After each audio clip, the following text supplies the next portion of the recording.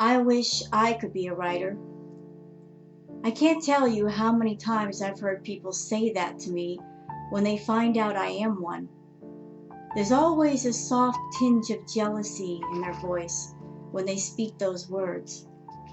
I imagine they think it's a great gift of endless possibility and inspiration, boundless and vast. The reality is, the mistress of creativity can be rather selfish at times, like right now. It's 2 p.m. I've been trying to write something, anything, since 8 a.m. I've tried everything to get the creative juices going. Drinking cups of coffee, smoking cigarettes, taking breaks to pace the room and stretch. Nothing is working. I'm reaching into the well of inspiration and there's nothing at the bottom of that well but rocks and dirt. It's frustrating. The will to write is there, but the brain ain't listening. Everyone fantasizes about being a writer, but no one thinks about the bitch of writer's block. Every writer has to deal with it at some point. Today is my day. Aren't I the lucky one? What to do, what to do. Only one thing to do. Turn on some music. Sometimes that helps. I made a YouTube playlist of classic rock songs about a week ago, so I put that on. The first one to play is Riders on the Storm by the Doors. Jim Morrison's beautiful voice relaxes away some of my frustration, but the inspiration hasn't shown its face yet. The music gets me thinking, though. Maybe I need to get out of the house and go somewhere, do something, besides sit at the altar of inspiration and beg that it answers my prayers. Taking a walk in a park or around the block wasn't going to fix my problem. Nope. I knew I had to do more. I remembered learning that in LA there was a hotel that Jim Morrison once stayed at, and ever since his stay, the room had not been changed in any way. Anyone who had the cash could visit or stay the night there. Maybe spending the night could fix my bitch of a writer's block. I made the call and asked the question, "Is a room available?" "Yeah, for $120 for overnight," the man replied. "Hold on to it. I'll be there in an hour then," I said. I gathered up some clothes and various other supplies in a duffel bag, and I drove to the Alta Cienega Hotel. Even after paying for the room, I had to wait a while. A group of tourists had paid for the 30-minute visiting fee to take pictures and video of the room before I arrived. Once they had their fill, the manager gave me the key to room 32. "Upstairs and to the right," he directed. I grabbed my bag that was laying on the floor and walked up to the room. I have to admit, I had seen pictures of the place before on a website, but to see the room in person, well, it was a mixture of so many things. Old vintage furniture meets endless amounts of graffiti everywhere you looked meets Jim Morrison's shrine. Had Jim Morrison not set foot in it, the place would have been called a dump. But it's amazing what a name, a voice, and a legend could do for a hotel room like this. It was creepy, fascinating, weird, unique, unusual, and my home for the next 12 hours. I paid $120 for this place, so I figured I'd get my money's worth by snapping pictures and taking video of all the graffiti. Maybe some of it could inspire poetry or stories later on. The sun was starting to set by then, so I unpacked my duffel bag of the stuff I brought, an iPod dock so I could listen to my iPod playlist, a couple of notebooks, pens, extra cigarettes, and a tab of acid tucked in a pill bottle. I'd been saving it for a special occasion, and this seemed to be it. I waited until it was nearly dark before I put the iPod to play, and I sat down on the bed and slipped the acid on my tongue. It was peaceful, starting out the trip this way, alone, in the dark, with just my smokes and the music, and as the acid kicked in, the words on the wall floated off and all around me. Anyone else tripping on acid would have freaked out and probably left the room with all the words floating around in a boundless sea of words. But remember, I'm a writer, so this was the sea of the familiar. No fear here. I listened to the music and sat with my knees bent on the bed, watching the words float off the wall and over to me like old friends. I was so into it that I was barely aware of the iPod shutting off and something, or rather someone, being in the room with me. I was sitting and facing the headboard, and I felt a body sit on the bed behind me. I didn't turn around. Even surrounded by the floating sea of wall graffiti and words, I felt a head of long dark hair touching my head from a person sitting back to back with me.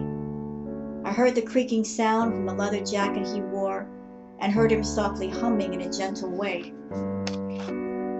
I knew who it was. I didn't turn around though for fear he would leave. Instead, I put my lighter, my cigarettes, and an ashtray beside me where I knew he could get to them. I looked over to see his hand grab all three and pull them in front of him. Then came the sound of the lighter and a long, slow cigarette inhale and exhale. He put the lighter and ashtray back between us, and for a moment we shared a pause of complete silence. So, here I am, sitting in the dark, tripping balls with the Lizard King. How do you start a conversation in a situation like this? I said the first wisecrack that popped into my head.